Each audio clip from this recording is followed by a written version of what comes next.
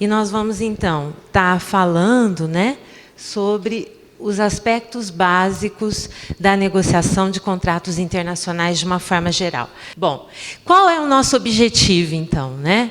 Como os contratos internacionais, né, são um tema bastante complexo e também muito técnicos, nesta exposição nós vamos eu vou estar apresentando para vocês, em linhas gerais, alguns aspectos relacionados aí à importância, né, da negociação desses contratos internacionais.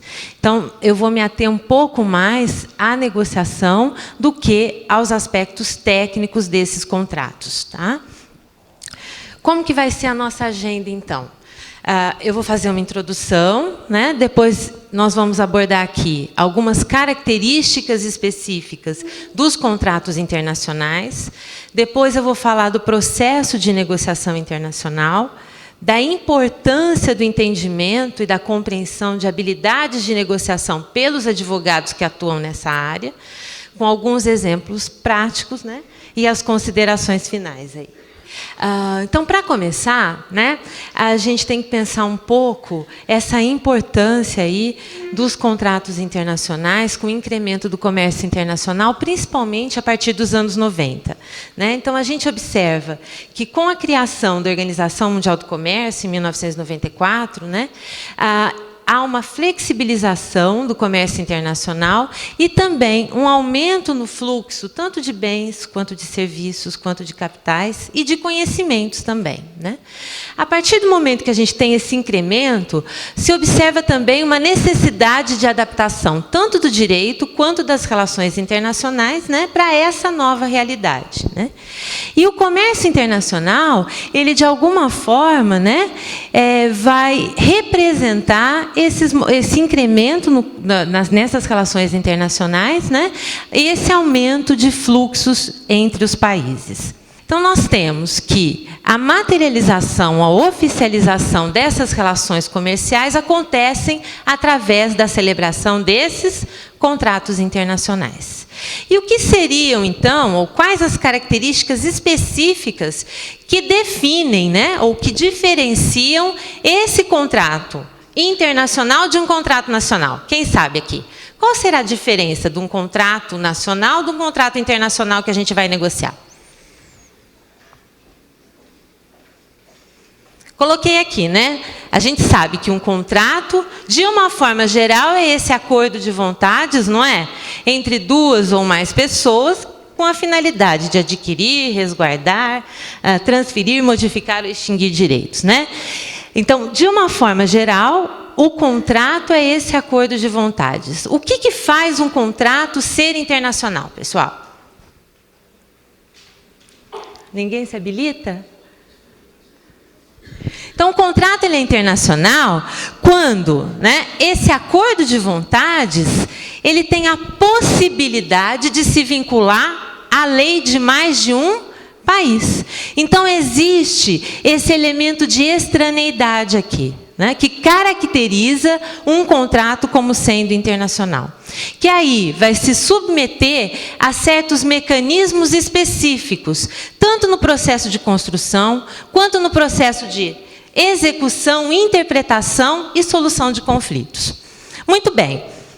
Então, aqui eu coloquei para vocês algumas diferenças básicas entre um contrato nacional e um contrato internacional. Né?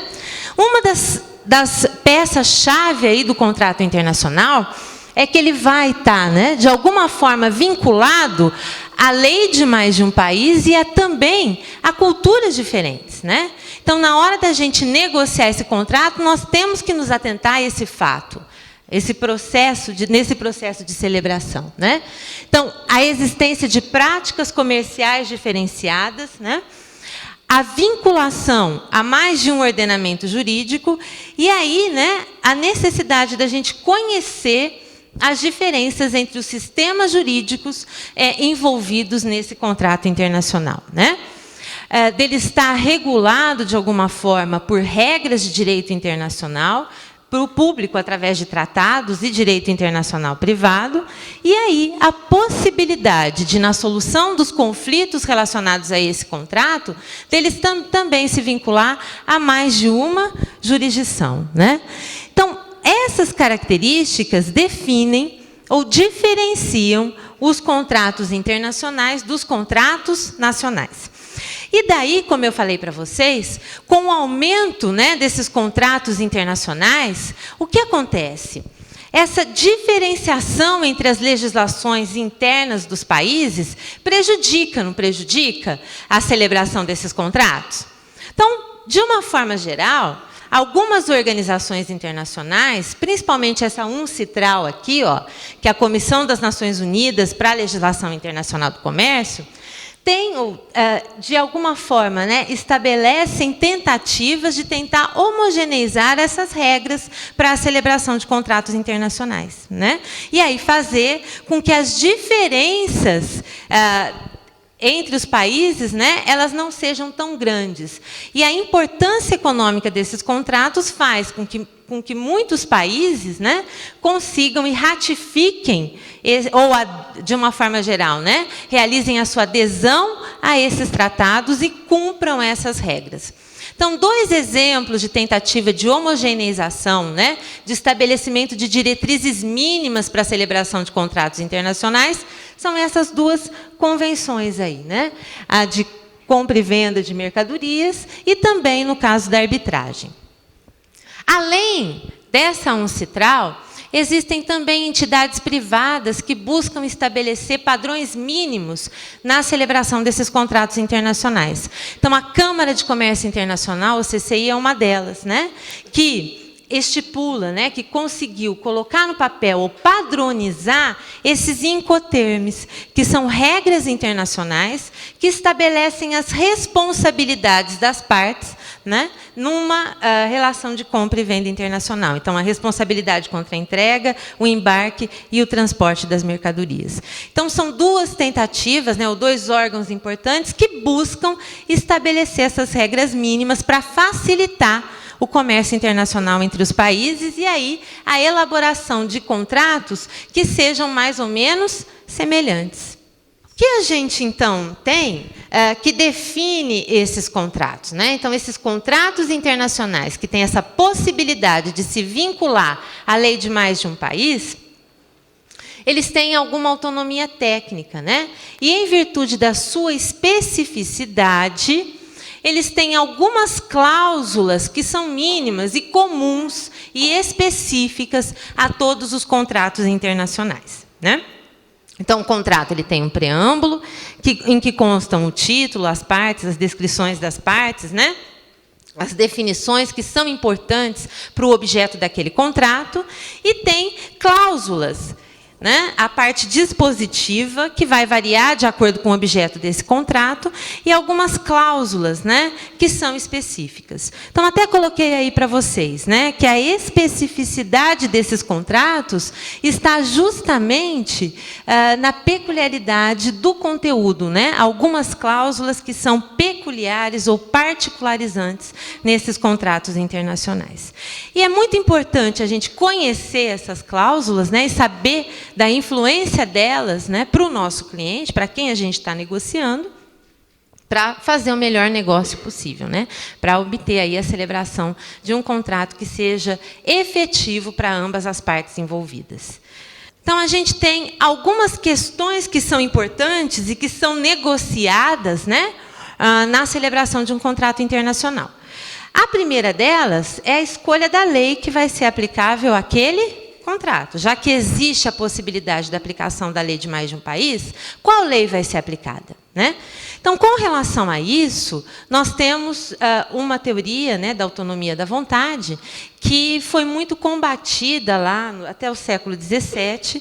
Depois, no século XVIII, ela passou a ser bem acolhida pela doutrina internacional, e hoje a gente tem países que aceitam com restrição e outros que não aceitam essa autonomia da vontade, ou seja, a possibilidade das partes escolherem qual é a lei que vai ser aplicada ao seu contrato, ao contrato internacional que elas estão negociando. No caso do Brasil, o artigo 9, né, da Lei de Introdução ao Código Civil estabelece que as obrigações vão ser regidas, né, pela lei do local em que elas são constituídas, não é isso?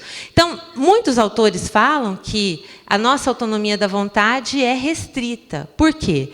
Porque existe a possibilidade, não é, de escolha do local da Constituição, certo? Daquele contrato. Então, se diz aí que há uma autonomia da vontade às avessas. Mas, em regra, existe uma tendência internacional de aceitação cada vez maior da autonomia da vontade das partes para estabelecer qual a lei que vai ser aplicada àquele contrato internacional. O princípio da boa-fé, né, ele deve ser seguido por todas as partes, né?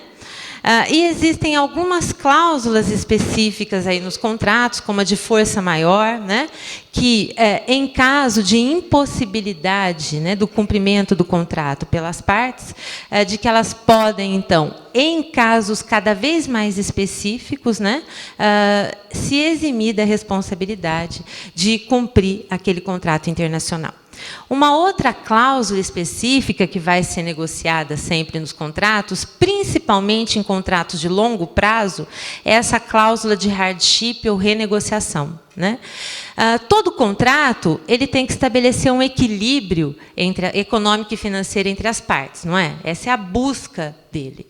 Em caso de que aconteça, né, algum fato superveniente que modifique esse equilíbrio econômico-financeiro das partes, elas têm, então, estipulado lá, né, já no contrato internacional, que elas podem renegociá-lo, né?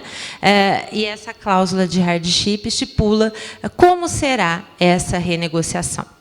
Um outro aspecto, e eu acho que vocês vão abordar isso em algum palestrante vai falar para vocês sobre arbitragem, né? Eu não sei se já falou, é a cláusula de solução de controvérsias, né? Então, no contrato tem que estar estipulado, né, quais vão ser os mecanismos a serem utilizados em caso de alguma dificuldade existente entre as partes para cumprir, né, ou para interpretar as cláusulas daquele contrato internacional. Então, existem as possibilidades, né, de utilização de meios administrativos, dentre eles a negociação, né, que nós vamos depois estar conversando mais sobre isso, é um dos meios mais efetivos, né, para a gente conseguir chegar a um acordo, quando a gente investe nessa negociação, a mediação ou a conciliação, e a utilização de meios jurisdicionais, né, quando não existe essa possibilidade de acordo, através da arbitragem ou da utilização da jurisdição de um dos estados ou de outro terceiro envolvido naquele negócio jurídico. Bom, então, com todo esse processo incremento, né, e aumento da celebração desses contratos internacionais, com essa mundialização dos negócios, como ficamos nós, advogados, né? O que será que a gente tem que fazer? Qual deve ser a nossa postura frente a todo esse processo, né? Então, a gente, em primeiro lugar, tem que buscar, né, entender muito bem quais são os benefícios, né, à nossa prática, quando a gente conhece aquele negócio a fundo e se prepara bem para celebrar aquele contrato. A gente tem que entender quais são as táticas, eu vou falar sobre isso, muito utilizadas nos negócios internacionais. Nós temos que ter consciência e segurança para realizar o melhor negócio, né, para os nossos clientes. E, por isso, é importante que a gente, de uma forma geral, conheça as particularidades, as especificidades de uma negociação que seja internacional. Bom, a negociação internacional, em que ela difere de qualquer outra negociação, né? E aí, se eu perguntar para vocês, qual que é o conceito de negociação? Como que a gente pode definir uma negociação? O que é negociar? Ninguém vai falar nada? O que é uma negociação? Qual que é a definição? Quando que a gente negocia? Quem negocia aqui? Ninguém? Será que vocês não negociam no dia a dia? Ou a gente só negocia na hora que estabelece, vai lá fazer um contrato? O que vocês acham? Hã? Quando tem interesse. Tem que ter interesses comuns para a gente negociar, um elemento importante, né? Mas será que se negocia quando? Vocês já não negociaram hoje com os pais de vocês alguma coisa, não? Vocês não negociam com os professores no dia a dia? Vocês não negociam com os colegas no dia a dia? Ou não? Imagina, né? Ainda mais a gente que é advogado negocia o tempo inteiro, né? Então, a negociação, na verdade, ela faz parte da nossa realidade, né? Independentemente da nossa profissão até. Como advogados, mais ainda, né? E na área internacional, a gente tem que se preocupar ainda mais com esses aspectos da negociação, né? Porque as negociações internacionais, com certeza, são mais complexas do que as negociações que a gente realiza no âmbito de uma mesma cultura. E por que elas são mais complexas? Elas são mais complexas, pessoal, porque a gente está falando justamente da existência de sistemas políticos, sistemas legais, sistemas culturais que são diferentes. Então, a compreensão dessas diferenças é fundamental na hora da gente negociar um contrato internacional, né? Por quê? Porque se a gente não souber isso, ao invés de valorizarmos o relacionamento com a outra parte, né, e ter estabelecer o melhor negócio possível, a gente tem uma grande probabilidade de se distanciar cada vez mais dos nossos parceiros. Então, eu coloquei aqui alguns passos, né, que são importantes e devem ser observados para a gente na hora de negociar um contrato nas nossas negociações internacionais, né? Então, o primeiro passo é justamente a preparação ou planejamento dessa negociação. Depois, nós temos que nos preocupar com a construção do relacionamento com a outra parte, porque a gente não quer negociar ou estabelecer um só contrato, né? A gente quer valorizar esse relacionamento para que haja, né, vários outros contatos e contratos celebrados, né? Quais são as informações que a gente vai oferecer na hora de negociar um contrato, né? Como é que a gente vai persuadir o outro e quais são, né, algumas características pessoais nossas que influenciam nessa nossa capacidade de persuasão? Até que acontecem as concessões para que se estabeleça esse acordo final. Então, o primeiro passo é o planejamento ou preparação. E aí até coloquei para vocês aqui um trecho do livro Alice no País das Maravilhas, né?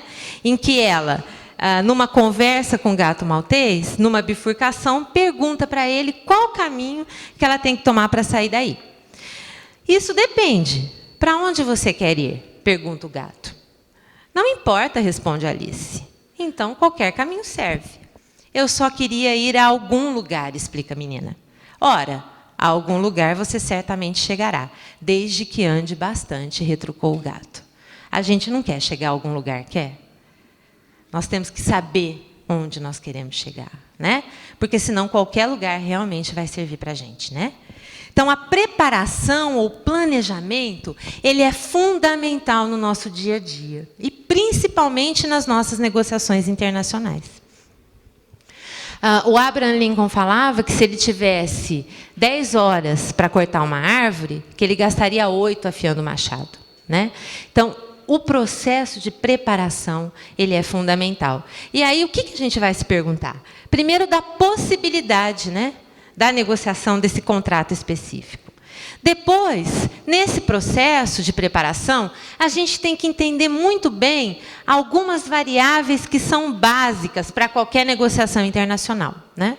A gente tem que entender como é que funciona o tempo, né, para essa negociação, qual o tempo que a gente tem e como é que ele vai, de alguma forma, né, influenciar nesse processo de negociação, quais são as informações que a gente tem com relação à outra parte, à cultura da outra parte, ao sistema legal desse outro país, né, e quais são os poderes envolvidos nesse processo de negociação. Muito bem. Tem uma historinha, pessoal, que ilustra bastante essa questão do tempo e da informação, dessas duas variáveis, né? Normalmente, os americanos negociam sempre individualmente, é uma característica cultural deles, né? E os japoneses negociam sempre em grupo. Tá? E foi, então, um americano negociar pela empresa dele um contrato lá com os japoneses no Japão. Esse americano não sabia falar o japonês, e a questão da comunicação, vou conversar com vocês, ela é fundamental. E os japoneses perceberam isso rapidamente, né? E quando chegou lá, de alguma forma, eles obtiveram a informação de que esse americano ia ficar por 14 dias no Japão. Adivinha o que eles fizeram? Enrolaram esse americano o tempo inteiro, né? Então, no primeiro, no segundo, no terceiro dia, foram visitar os pontos turísticos, né? No quarto dia, que eles foram começar a trabalhar um pouquinho lá no contrato que eles iam estabelecer, e fizeram isso até no último dia. E esse, então, americano não podia mais voltar para a casa dele dizendo que ele só passeou lá, né? Ele tinha que ter algum produto final para entregar para a empresa dele. E, então, com certeza, esse produto não foi o melhor possível. Então, essa historinha aí ilustra para a gente a importância da variável tempo, né? Então, os japoneses, sabendo quanto tempo esse americano ia ficar lá, conseguiram se utilizar do tempo a seu favor. Do mesmo jeito, demonstra para a gente a importância da variável informação, né? Essa informação de quanto tempo ele estaria lá, a informação sobre as características pessoais desse americano foram importantes para que eles conseguissem fechar um negócio aí, vantajoso para eles, certo? Então, sempre a gente tem que levar em consideração o tempo e a informação na hora de nos prepararmos para uma negociação internacional. Uma outra questão importante, pessoal, é o poder, né? Como será que a gente define poder?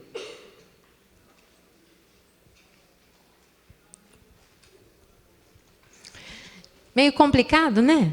Então, o poder seria, né, a possibilidade que a gente tem de influenciar, né, as outras pessoas, né?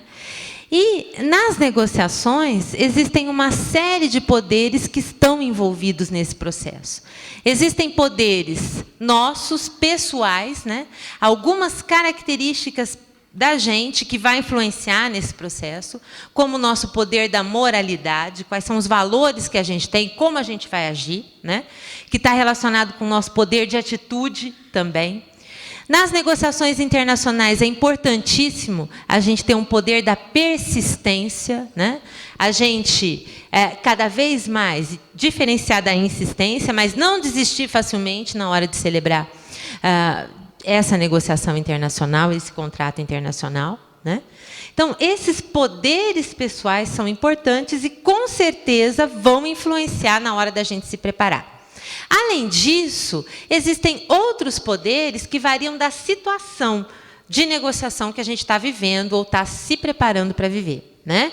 Então, existem poderes, poder de especialização, que é um dos nossos poderes na hora de estar lá negociando um contrato internacional, não é? Porque o conhecimento técnico é a gente que tem, né? Então, nós temos um poder de especialização na mesa de negociação. Nós temos alguns poderes, né, de posição, por exemplo, que também vão variar, não é? Dependendo aí do status hierárquico que a gente ocupa naquela negociação específica. Existe o poder do precedente, né? A gente saber quando abrir mão de certos itens que não são tão importantes para a gente naquela negociação. Porque se a gente não abrir mão, né, também, por que a gente vai negociar? Concordo? Então, a gente tem que ter sempre na manga, na hora de se preparar, a definição de quais são os limites desse acordo e quais são, né, os itens que a gente vai poder ceder naquela negociação internacional. Então, de uma forma geral, pessoal, é muito importante a gente se utilizar dessas três variáveis, tempo, poder e informação, na hora de se planejar. Para quê? Para definir, é possível essa negociação? Quanto é que nós vamos investir para negociar esse contrato internacional, né? A informação com relação à outra parte.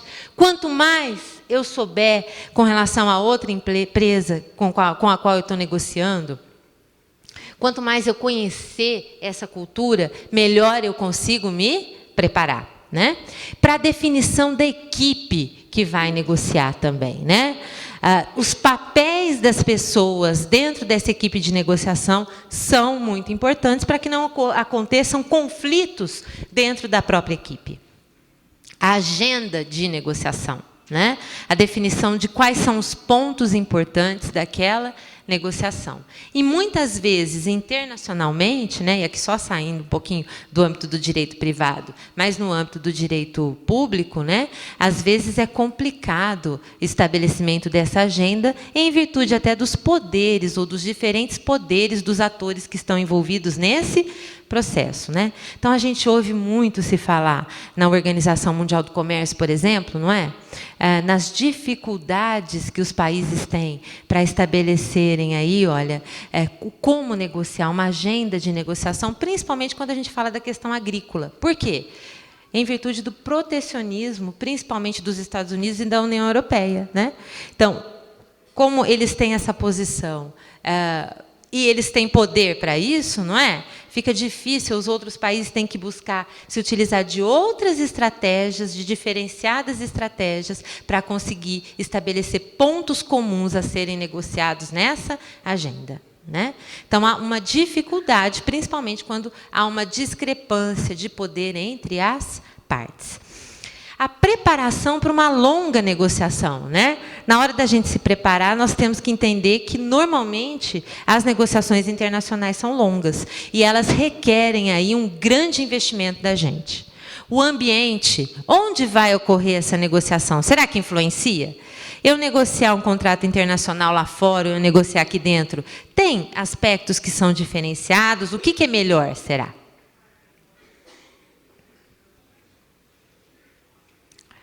Tem prós e contras, né?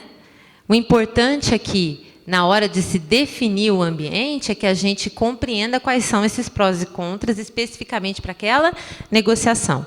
É ótimo a gente estar indo conhecer, né, o nosso parceiro, né, e compreender a realidade dele, mas a gente tem que se preparar para enfrentar essas diferenças culturais, né?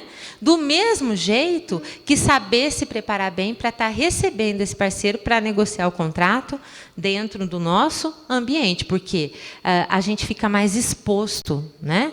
As nossas fraquezas, elas ficam muito mais à mostra quando se vem e se conhece, né, o nosso ambiente, a empresa da qual a gente está negociando aquele contrato específico.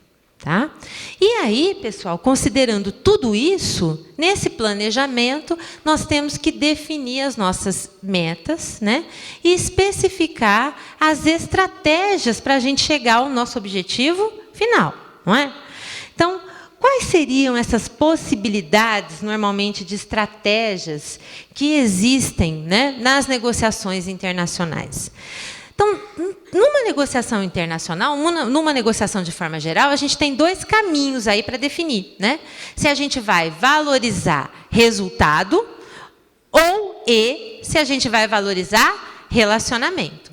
É a combinação de resultado e relacionamento que vão estabelecer, né, fazer a diferença na hora da gente definir qual estratégia nós vamos adotar para aquela negociação específica, né? Será que a gente vai querer negociar outras vezes? Além de eu ter o meu resultado, né, eu conseguir ganhar, eu também tenho que verificar qual é a influência das minhas ações no relacionamento com a outra parte. Principalmente nas negociações internacionais, o ideal é a gente tentar valorizar os dois, né? Tanto o resultado quanto relacionamento. Bom, e aí, dependendo da negociação que a gente faça, nós podemos adotar uma estratégia competitiva, em que a gente valorize mais o resultado do que o relacionamento. E aí a gente diz que essa estratégia é um ganha-perde. Por quê? Com relação ao resultado, eu ganho e o outro perde, né? Eu estou valorizando mais aquele negócio específico. Então, não me importa saber se eu vou continuar negociando com aquele parceiro. Acomodação. Aqui é o oposto, pessoal. Pode ser que numa negociação eu venha a perder para valorizar o relacionamento. Então, aqui o resultado meu é baixo, mas eu invisto no relacionamento, eu tenho uma estratégia que é perde, ganha para mim, né? O outro ganha e eu perco. Mas, Carla, será que isso é bom? Em algumas situações pode ser, né? em algumas situações a gente tem que reduzir o nosso lucro, né? A empresa que está negociando aquele contrato, para quê? Para que o outro conheça o seu produto, conheça a credibilidade da sua marca, não é? Então, pode ser que no momento a gente perca para depois ganhar. Valorize aí naquela situação específica mais o relacionamento que o resultado. Pode ser, pessoal, e aí você falou que numa negociação você tem que ter interesses comuns, né? Pode ser que a gente não tenha informação sobre o interesse das partes. E aí, se a gente não tem informação, né, e não existe interesse, não existem interesses comuns, talvez a melhor estratégia é a gente nem negociar, não é? Porque a gente vai investir, depois pode não conseguir chegar a um acordo. Então, essa estratégia de evitar, que seria o não investimento na negociação, né? A gente nem prioriza resultado, nem relacionamento, e aí pode ter, alguns dizem, né, alguns autores, que a gente tem um perde-perde, porque a negociação nem acontece, ou se ela acontece, ela não consegue chegar a nenhum acordo final. E, por fim, né, o mais importante, que seria uma estratégia de colaboração, né, em que ambas as partes consigam chegar, né, tanto ao resultado quanto ao relacionamento. Invistam no resultado e no relacionamento, chegando no tão falado ganha-ganha, né? Mas, muitas vezes, é difícil a gente chegar num ganha-ganha máximo, né? No resultado máximo. Como eu falei para vocês, na negociação tem que haver o quê? Uma flexibilidade, não é? As partes, elas têm que saber onde elas vão ceder para ceder da melhor forma possível, né? Então, em muitas situações, não se consegue chegar nesse máximo de resultado e máximo de relacionamento, mas as partes chegam, pelo menos, no compromisso. Esse acordo, esse contrato estabelecido no final, ele integra os interesses das partes. A gente diz que é uma solução integrativa. Não é o máximo de resultado, mas nem o máximo de relacionamento, mas chegou num nível em que, pelo menos, existe o compromisso das partes e há uma integração do interesse de ambos os envolvidos naquele negócio. E aí, né, a gente tem que as normas e até os próprios valores culturais vão predispor os negociadores a adotarem uma ou outra estratégia. A forma como esses negociadores veem, né, o tempo, tem informação sobre aquele negócio e tem poder, né? Então, se existe um poder de posição aí, por exemplo, como eu falei anteriormente para vocês, há uma probabilidade maior de se utilizar daquela parte, poder se utilizar de uma estratégia competitiva, concorda? Você não vai se utilizar de uma estratégia competitiva se você não tem poder naquele negócio, não é? Ou então você está utilizando a estratégia errada. Certo, pessoal? Então, as circunstâncias específicas vão definir quais são as melhores estratégias a serem utilizadas na celebração aí, ou na negociação desse contrato internacional, né? O ideal é que a gente consiga, pelo menos, essa solução integrativa de problemas. E aí, na hora da gente se preparar, é fundamental que a gente considere as diferenças culturais, né? Então, a gente pode entender a cultura, de uma forma geral, como esse conjunto de elementos psicológicos, de valores e de normas que são compartilhados pelos membros de um mesmo grupo social, né? Então, essas normas culturais, elas são institucionalizadas nas sociedades, né? E aí, existem algumas classificações dessas sociedades quanto à sua cultura. Então, existem países que têm uma cultura mais individualista, em contraposição a países que têm uma cultura mais coletivista. O que seria isso, né? As culturas mais individualistas são aquelas que focam, como o próprio nome diz, na pessoa, no indivíduo, no eu, né? As instituições sociais não são tão importantes, né? O que importa mais sou eu. Tá? Que instituições sociais? Por exemplo, a família, né? A igreja, a empresa da qual a gente faz parte, elas não são tão verificadas aqui nessa cultura. Tanto, pessoal, que, por exemplo, um japonês, ele sai da faculdade, o ideal para ele é que ele continue na mesma empresa até o final da carreira, né, profissional dele. Já em outras culturas mais individualistas, o que é ideal? É que a gente cada vez mais continue, né, buscando essa nossa ascensão profissional, não dentro da mesma empresa, né, mas conheça bem esse mercado. A gente é mais valorizado à medida que a gente conhece mais esse mercado que a gente trabalha, né? Por quê? Porque a nossa cultura, essa cultura é mais individualista, certo? Então, eu já falei aqui, as culturas coletivistas são aquelas que focam a interdependência e aí a valorização do grupo social, do coletivo em detrimento da pessoa. Uma outra classificação que é importante, né? E aqui eu coloquei algumas culturas que são mais individualistas, mais intermediárias e mais coletivistas. Tá? Só a título de curiosidade para vocês. Uma outra classificação de diferentes culturas, né, se relaciona a algumas sociedades que são mais hierárquicas e outras sociedades que são mais igualitárias. O que seriam essas sociedades mais hierárquicas, né? São aquelas em que há uma dificuldade nessa mudança de poder entre as classes sociais. Então, se a gente nasce numa determinada classe social, é muito difícil de haver uma ascensão, porque há um status social muito impregnado no âmbito dessa cultura. Outras sociedades, existe uma transitoriedade, né, nesse poder, né? O poder é mais transitório e situacional, então a gente tem como aí transitar melhor entre as diferentes classes sociais. Tá? Por que isso é importante da gente conhecer? Porque se nós estamos negociando com uma cultura mais hierárquica, a gente sabe que o poder de posição, nós não podemos, dentro da nossa equipe, tem que ter pessoas importantes que definem aquela negociação, né? Porque isso vai ser considerado pela outra parte, certo? Então, conhecer essas características culturais é importante também. Aqui eu coloquei, está difícil, né, de vocês verem, mas algumas culturas que são mais igualitárias e outras que são mais hierárquicas também. Bom, essas diferenças culturais são importantes na hora da gente se planejar. Para quê?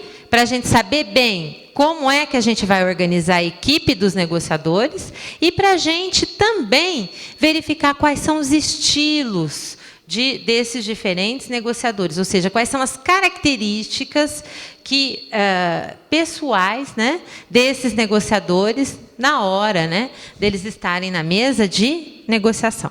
Como eu falei para vocês, é fundamental a gente compreender essas variáveis poder, tempo e informação para aquela situação específica que a gente está negociando.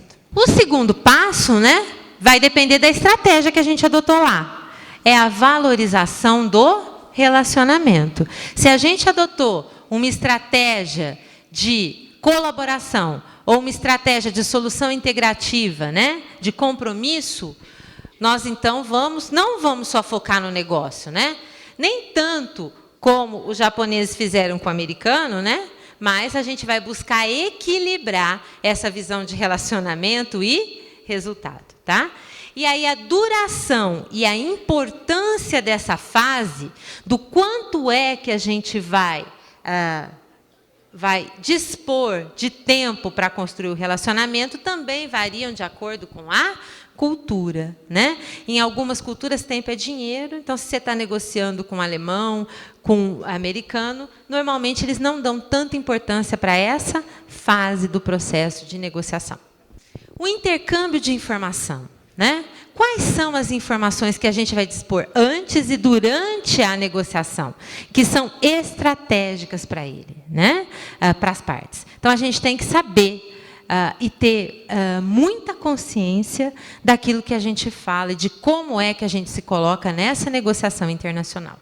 E aqui, nos casos dos contratos internacionais, se já existe uma primeira oferta, se a gente já tem um draft, né, de como vai ser celebrado, quais são as cláusulas que a gente vai discutir, isso fica mais fácil, né? Para depois ser negociado. Se a gente já tem algo dado, a gente passa a negociar a partir daquilo que é oferecido pela parte que fez isso. Nesse processo de persuasão de comunicação, a comunicação não verbal, ela, muitas vezes, eu vou falar sobre isso daqui a pouco, ela diz mais para a gente do que a comunicação verbal. Né? Então, eu estou aqui, se está todo mundo dormindo, se vocês estão conversando, o que eu vou falar? Vou achar? Nossa, tá chato, eu tenho que ir por outro caminho, que o pessoal já não está gostando, não é? Vocês falaram alguma coisa para mim? Porque eu perguntei um monte de coisas, vocês ainda não me responderam, né?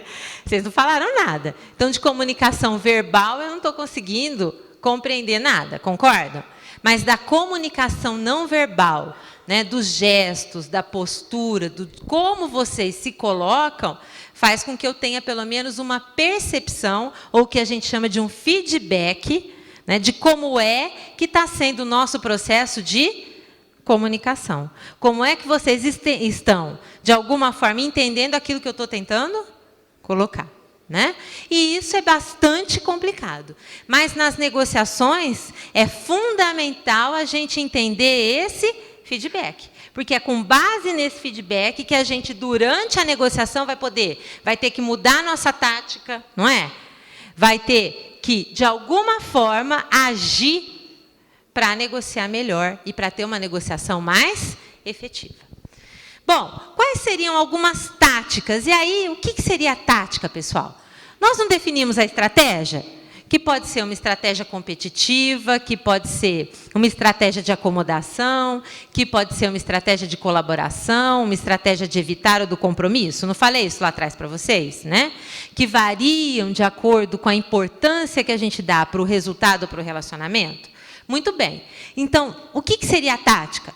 Seria o como a gente vai operacionalizar, né, essa importância que a gente dá, essa estratégia, a importância que a gente dá para o resultado ou para o relacionamento. Né? O que a gente pode fazer? Como é que a gente vai negociar mesmo para atingir o nosso objetivo?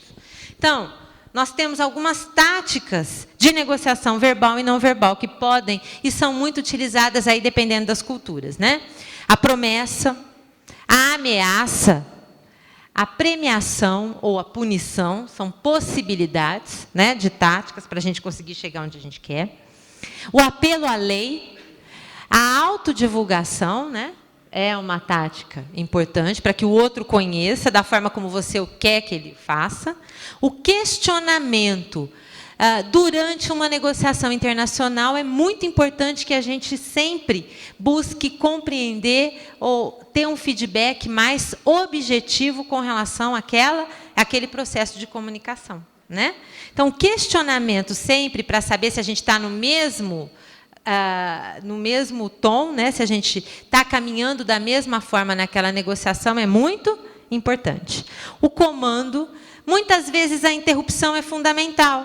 É uma tática muito adotada, porque se a gente não está conseguindo chegar num acordo, até para que a gente não frustre o relacionamento das partes, é importante a gente interromper aquela negociação, não é, naquele momento, deixar as pessoas voltarem, reelaborarmos a nossa estratégia, quais são as táticas que a gente vai adotar para, então, voltar a negociar depois.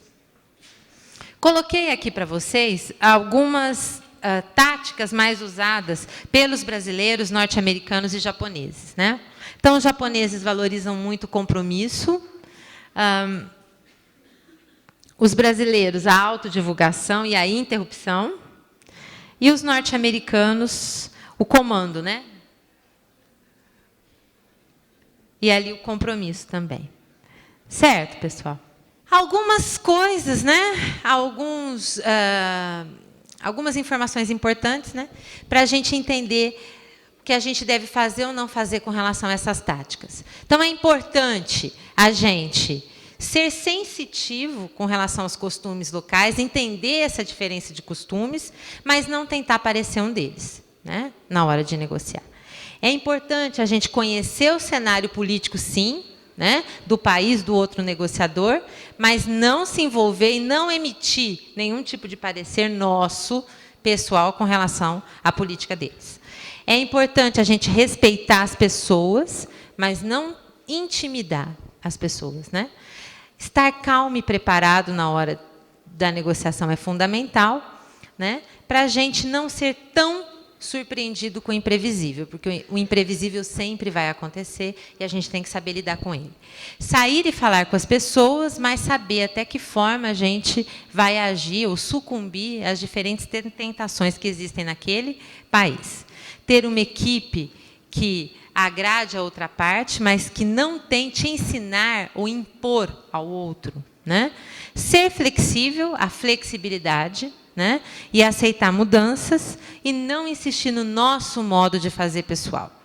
Guardar os papéis em segurança, né? Mas os diferentes papéis das pessoas, mas não mostrar que o nosso ego é maior que tudo aí. Ouvir o nosso agente naquele local que conhece aquela cultura e não impor as nossas próprias ideias pré-concebidas com relação àquela cultura. E ser paciente sempre, né? Mas também não deixar o território desguardado da nossa negociação. E aí, durante essa fase de persuasão, né, podem ser utilizados alguns artifícios não éticos nas negociações. Depois a gente vai ver algumas questões práticas aí, uma específica com relação à ética, né? Então, quando acontece algo que a gente considera antiético na hora que a gente está negociando aquele contrato, como é que a gente age? Qual que é a nossa postura, né?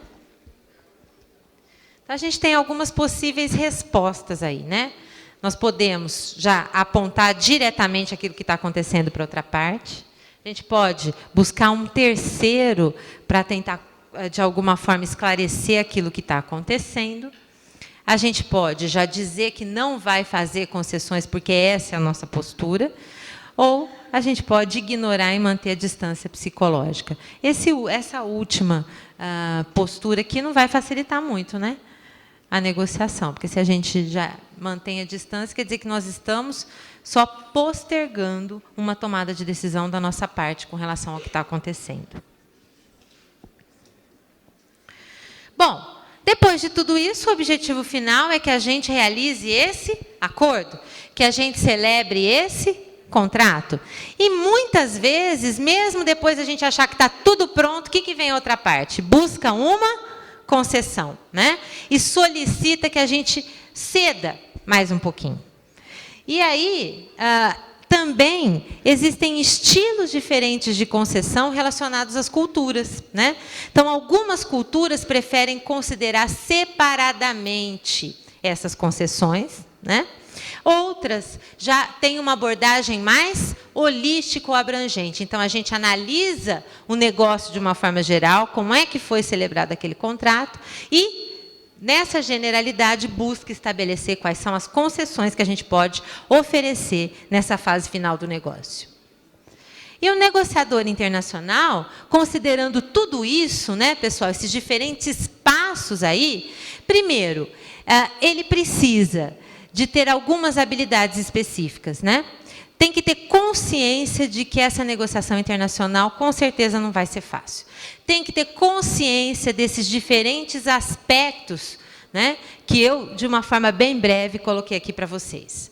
A gente tem que saber ouvir. O que será que é saber ouvir, pessoal? Vocês sabem ouvir? Mais ou menos? É bom quando a gente admite que a gente sabe só mais ou menos ouvir, né? Porque a maioria das pessoas não ouve. Quando a gente vai numa reunião, né, e tem, assim, 2 horas estabelecidas para aquela reunião e aquela reunião dura 3 e a gente não chega nem na metade da pauta. Por que será que isso acontece?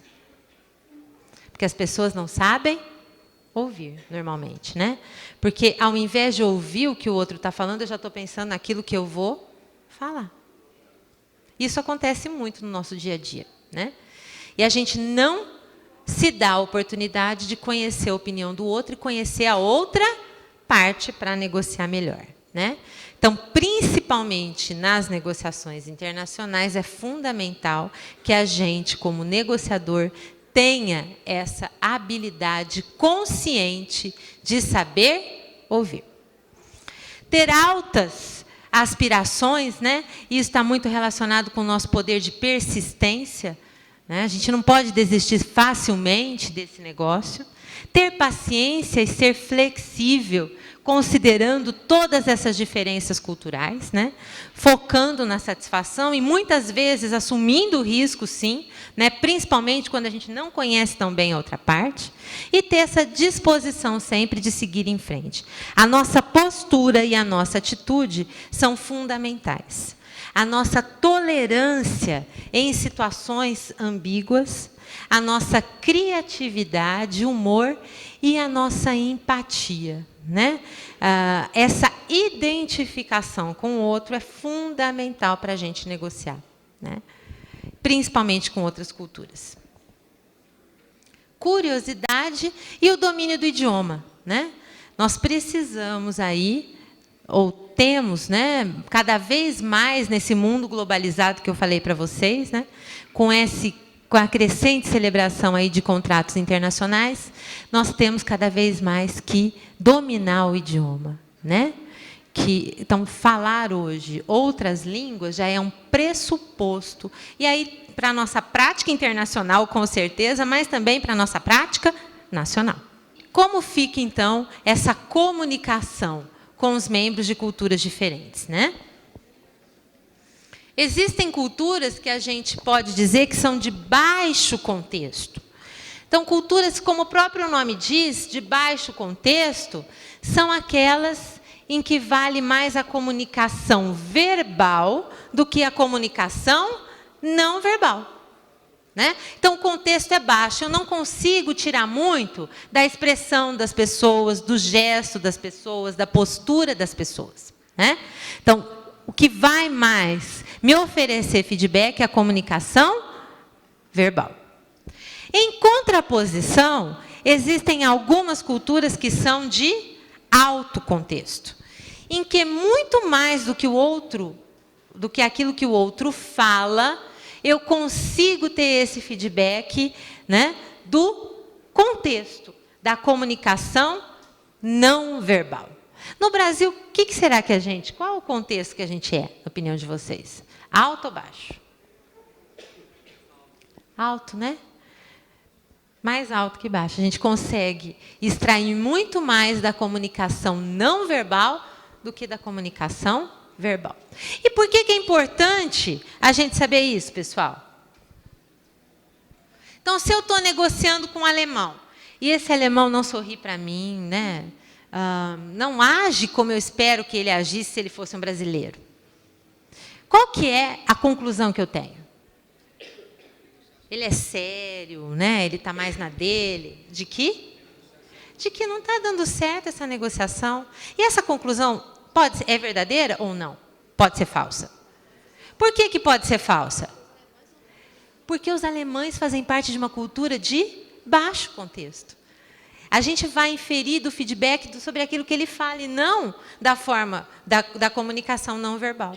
Se eu não conheço isso, acabou a minha negociação aí, né? Se eu não consigo compreender essas diferenças culturais.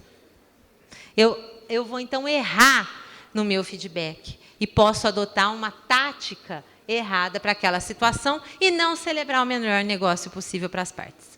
Certo? Uma outra questão importante é quando a gente não domina o idioma e precisa de um intérprete. Aí a comunicação fica truncada, né? Se às vezes até entre nós mesmos é difícil a gente se comunicar, não é? A gente fala uma coisa e o outro entende outra e já cria um mal-entendido no nosso dia a dia. Não acontece isso na sala de vocês? Não é? Não acontece isso na nossa vida diária?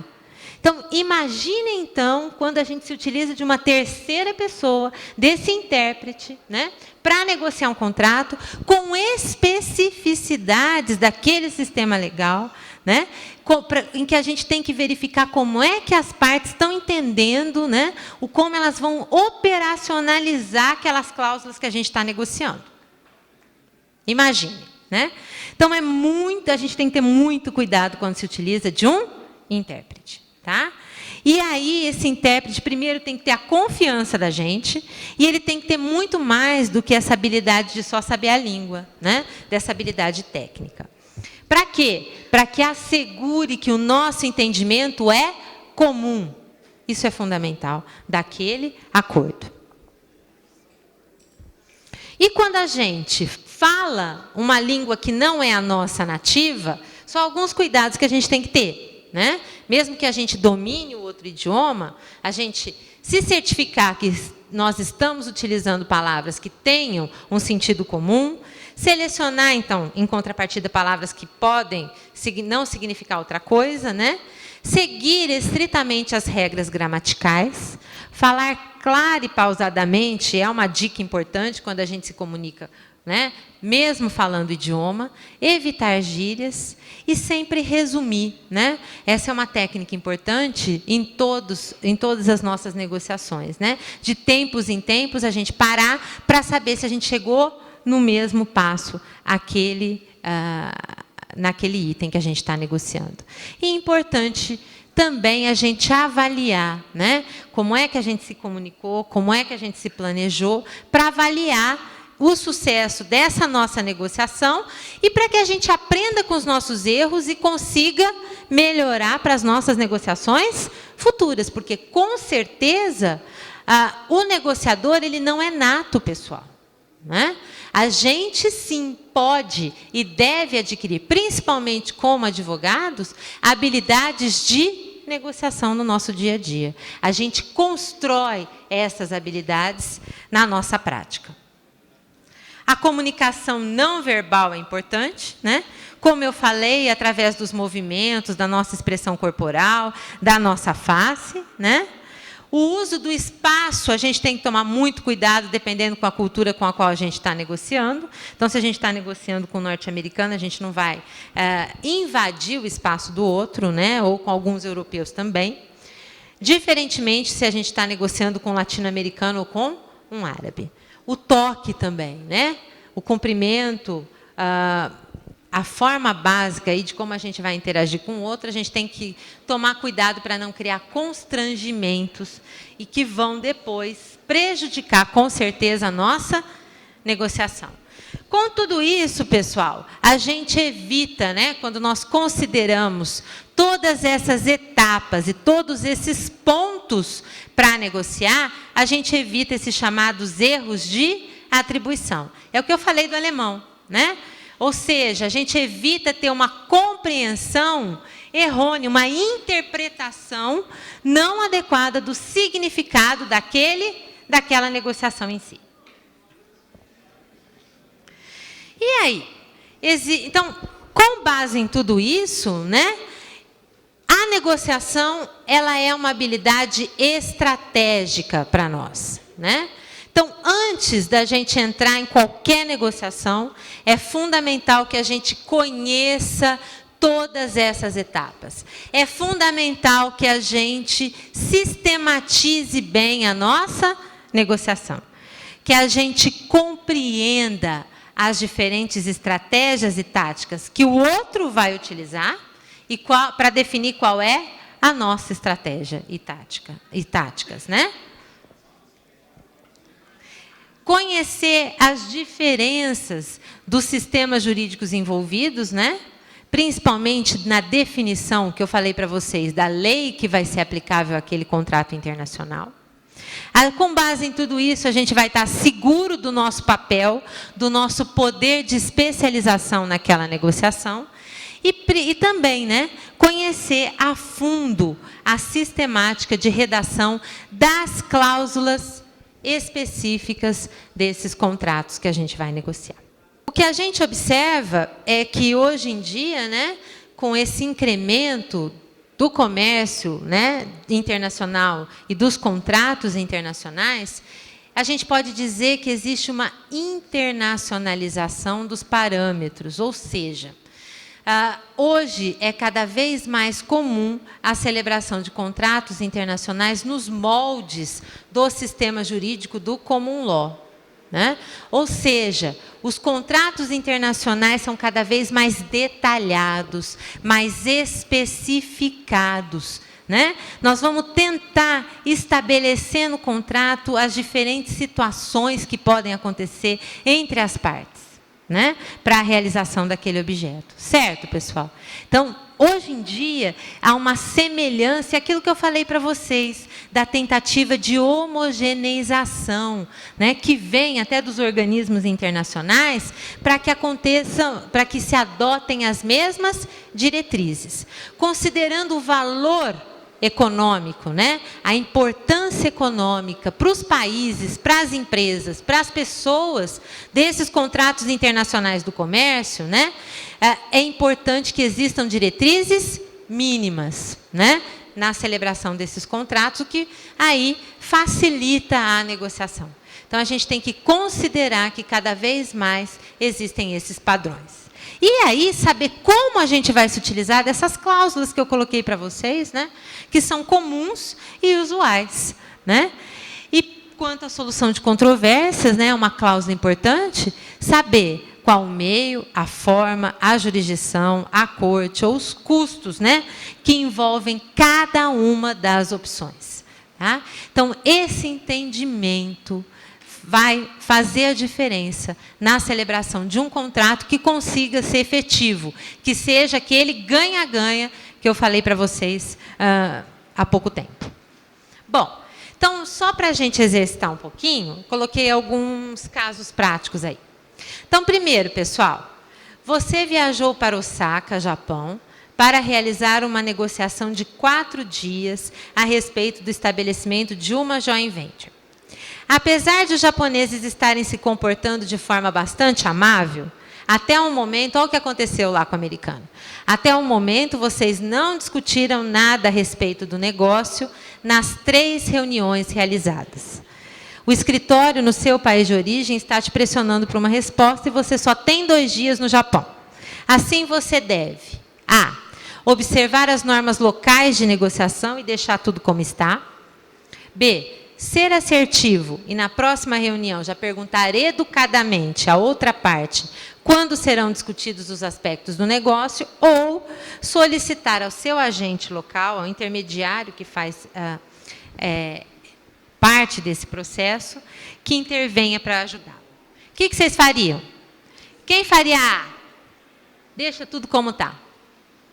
Ninguém? B. Pergunta na próxima reunião o que vai fazer.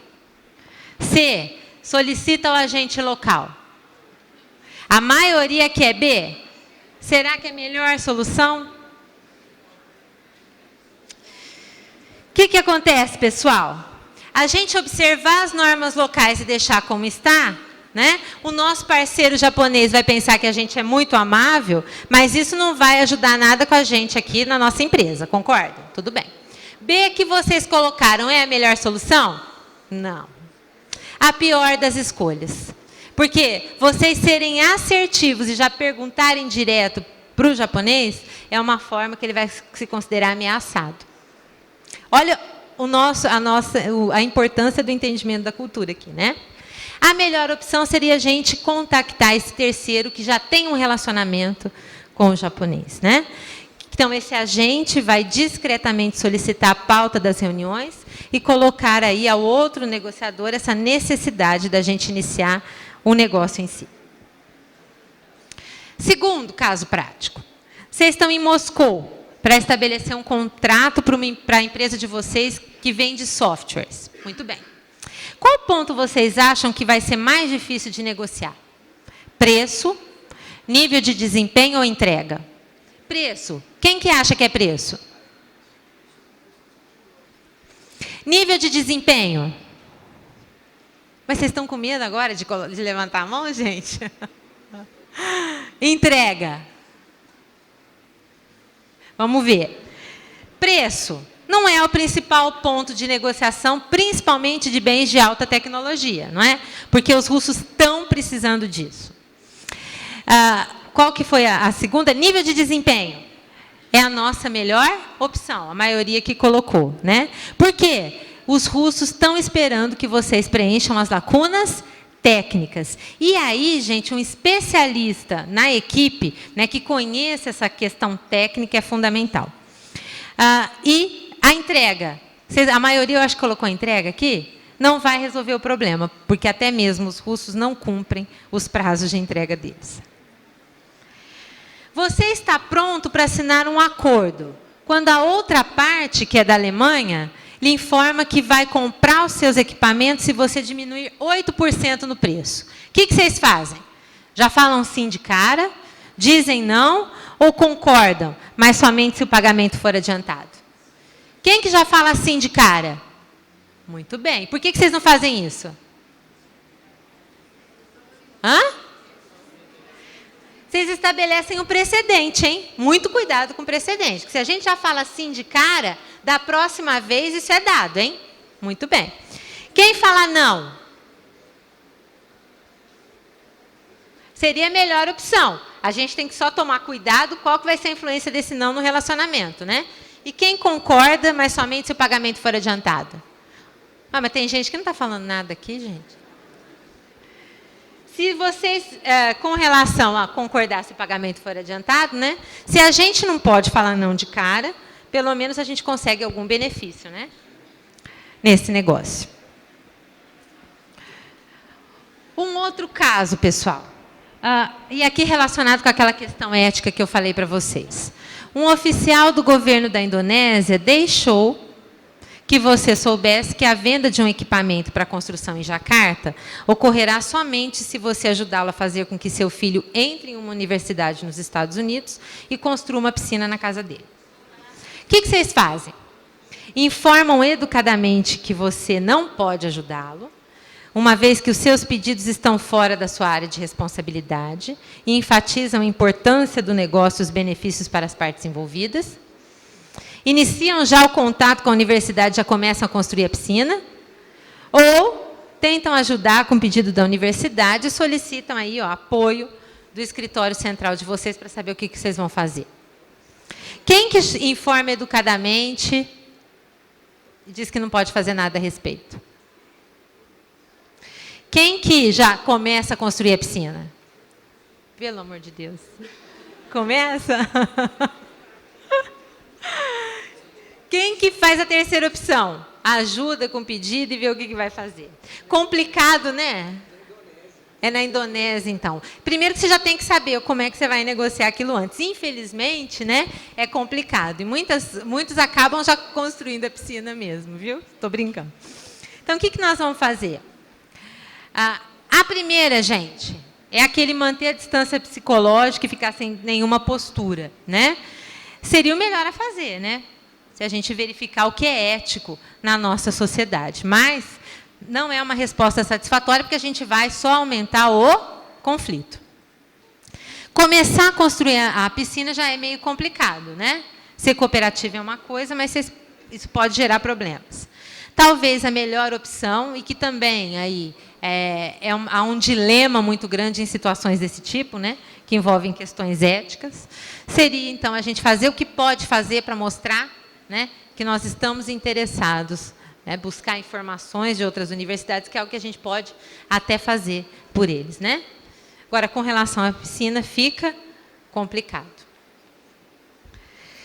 Quinta, vocês têm uma agenda bastante movimentada de viagem. Em qual dessas cidades vocês têm que observar o horário das reuniões? Londres? Bom, isso foi só um peguinho para a gente terminar, né? Nós temos que nos preocupar com o horário sempre, né? Mas não tinha essa opção lá. Principalmente hoje em dia, né, essa preocupação com o tempo, ela acontece em todas as culturas, né? Então, só para finalizar, pessoal, nós, como negociadores internacionais, temos que entender esses passos da negociação, construindo habilidades, principalmente, de comunicação transcultural, né? Compreendendo tanto a comunicação verbal quanto a comunicação não verbal e evitando esses erros de interpretação ou de atribuição de significado, né?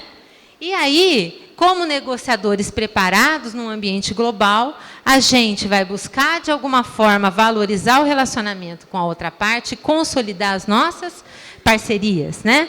Então, se a gente está fazendo negócio nos Estados Unidos, a gente vai elogiar o país, vai falar sempre em inglês e vai fazer comentários sobre um jogo de basquete. Se a gente está no Brasil, é importante falar da seleção de futebol e pedir uma caipirinha. Quando a gente chega no Uruguai, de tomar um chimarrão, né? Então, nós temos aí que nos adaptar a essa realidade. Compreender essa realidade para que a gente consiga, cada vez mais, celebrar contratos que sejam efetivos, né? Buscando esse ganha-ganha entre as partes, né? A nossa melhor opção aí nas negociações, principalmente internacionais. Então é isso, pessoal. Muito obrigada.